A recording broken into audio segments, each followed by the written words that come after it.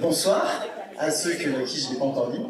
Et merci vraiment à tous d'être là. Ça nous fait vraiment super plaisir de pouvoir partager ce moment des 50 ans LASA avec vous, avec toute l'équipe LASA et vous, nos partenaires. Alors je ne vais pas parler longtemps là parce que je vais laisser la parole à Manon qui va nous faire une petite présentation historique, hein, c'est ça? Tout à fait. C'est ça. Du lieu dans lequel vous êtes. Voilà. Et puis après, on vous dit 2 mots de plus, rapide. Merci.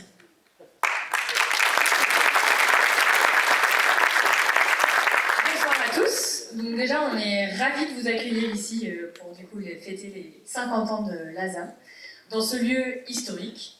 Pour qui est-ce que c'est la première fois que vous venez au hangar du premier film? Ah, une majorité d'entre vous. Bon, bah super. Donc ici, vous êtes vraiment dans un lieu historique et de patrimoine. Le hangar du premier film, c'est d'abord en fait les vestiges qui nous restent de ces usines lumière dans lesquelles on fabriquait les petites plaques de verre. Par la suite, on va produire dans ces usines d'autres objets liés à la photographie, de la pellicule quand elle va apparaître, des caméras. Du coup, les frères Lumière, 15 ans plus tard, vont inventer le cinématographe. On est en février 1895, ils déposent le brevet de leur invention, et un mois plus tard, le 19 mars 1895, ça fait d'ailleurs 130 ans cette année, ils tournent le film qu'on appelle Sortie d'usine, qui est considéré comme le premier film de l'histoire du cinéma, et qui a été tourné ici même. Donc on s'est dit qu'on allait quand même vous raconter 2-3 trucs sur nous, parce qu'on n'a pas tous les jours un aussi bel écran.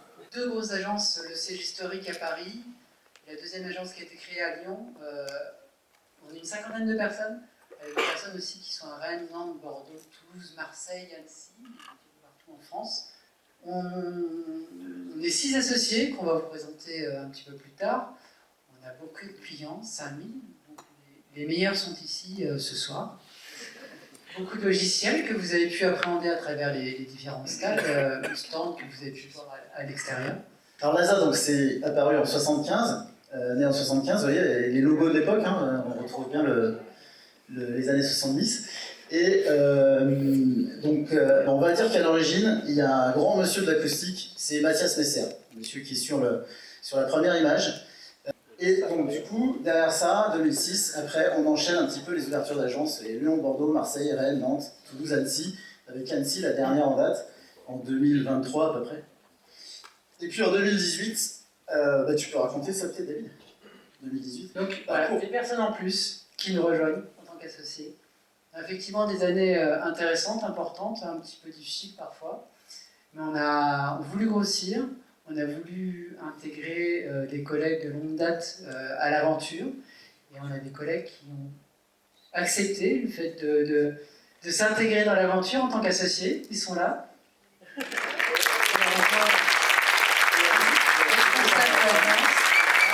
Avec Aline et qui sont Pierre, Julien, David, qui sont responsables respectivement de Marseille, Lyon et Bordeaux. Et Aline qui est notre responsable administrative globale. Donc vous nous connaissez tous, certains pour certaines probablement spécificités de l'acoustique ou des vibrations. Voilà, sachez qu'on on a cette particularité de balayer un spectre assez large en fait des sujets qui peuvent impliquer le bruit, les vibrations, la sonorisation, l'acoustique. Que ce soit dans tous les types de bâtiments. On fait de la sonorisation, on travaille beaucoup sur les vibrations. On est également sur l'acoustique des transports, les installations techniques. On a des gens ici ce soir avec qui on travaille sur les études d'exécution pour calculer les pièges à son. Des trucs très spécifiques. Ça peut être l'industrie, voilà, la programmation, l'aérodrome. C'est même pas tout là, mais c'est vrai qu'avec tout ce monde, on a une diversité de compétences dans l'équipe qui nous permet d'intervenir sur pas mal de sujets. Bon, mais on va pas vous raconter trop de choses sur tous ces détails. Ce soir, on a voulu vous parler rapidement de quelques sujets particuliers qui peuvent vous intéresser, donc ça ne concernera pas tous les domaines, sur vos projets. Donc, il y a pas mal de scénographes ce soir. Et merci à vous d'être venus. Et les scénographes sont des partenaires pour nous. On travaille ensemble avec les architectes pour concevoir les salles de spectacle. Donc voilà, ça c'est un domaine sur lequel, évidemment, on se doute que l'acoustique c'est un peu notre dada.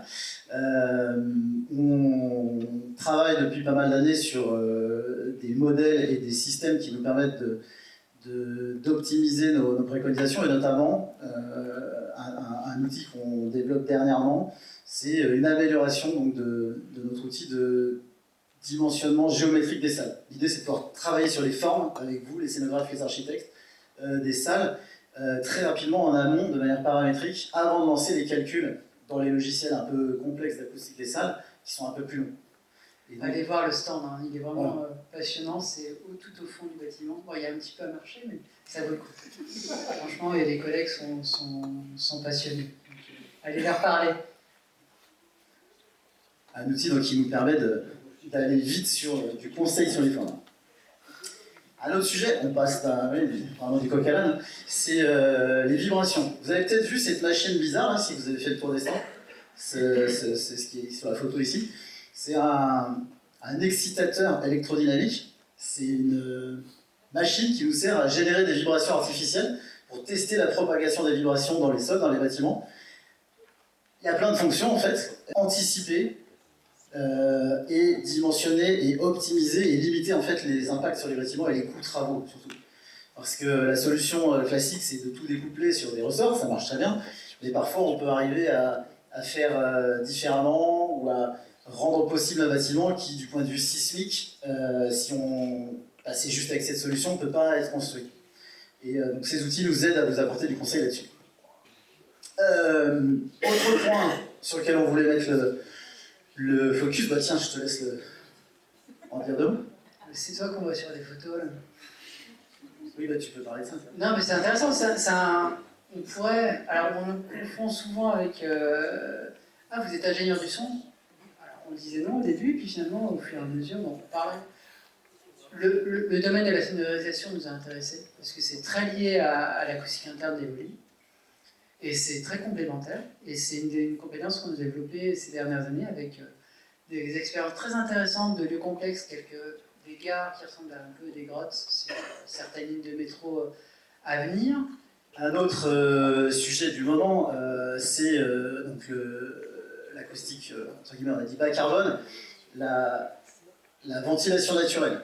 On a beaucoup travaillé sur l'équation compliquée, comment ventiler des bâtiments naturellement en ouvrant des fenêtres quand ils sont dans des zones bruyantes. Parce qu'il y a les trains, parce qu'il y a les terrasses de café, parce qu'il y a toutes sortes d'activités. On ne peut pas dire aux gens, si vous avez trop chaud, ouvrez vos fenêtres, si dehors il y a énormément de bruit. Comment on peut travailler là-dessus? Donc on a fait beaucoup de recherche-développement là-dessus, sur des méthodes de calcul, et on a développé, alors je passe les détails, pareil, il y a un stand, un prototype de ce qu'on a appelé un OVNA, un ouvrant de ventilation naturelle. C'est pour ça qu'on avait eu le décibel d'or il y a quelques années. On a développé ce prototype, mais surtout c'est les méthodes d'anticipation et de calcul qui sont à notre sens importantes pour savoir, parce qu'on n'a pas toujours besoin de ça. Parfois on peut ouvrir les fenêtres sans problème, la question c'est à quel moment c'est encore tolérable d'ouvrir des fenêtres et à quel moment il faut mettre des dispositifs complémentaires. Et si on doit en mettre, quel degré d'atténuation il faut atteindre. On va dire de nos travaux de recherche sur l'acoustique bas carbone. Vous nous connaissez pour certains beaucoup là-dessus. On a aussi beaucoup travaillé sur les matériaux bio et géosourcés ces dernières années. Voilà, il ne faut pas que de la R&D. Encore une fois, la R&D, c'est vraiment pour être un petit peu à la pointe de ce qui peut se faire et de développer des outils assez pointus et du coup de pouvoir les utiliser derrière sur les projets beaucoup plus classiques.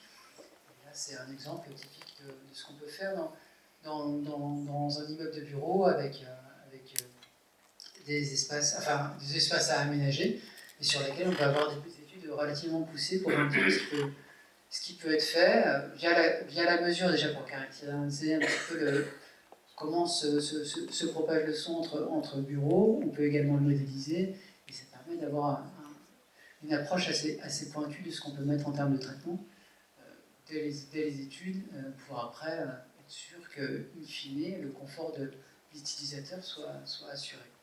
Merci encore à toute l'équipe. Et moi je passe.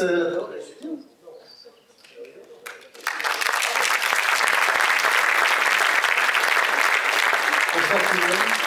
Juste très rapidement pour vous remercier tous d'être là. On est vraiment très contents de vous recevoir ce soir.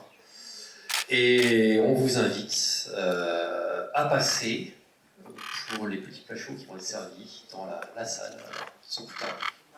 Merci beaucoup tout le monde.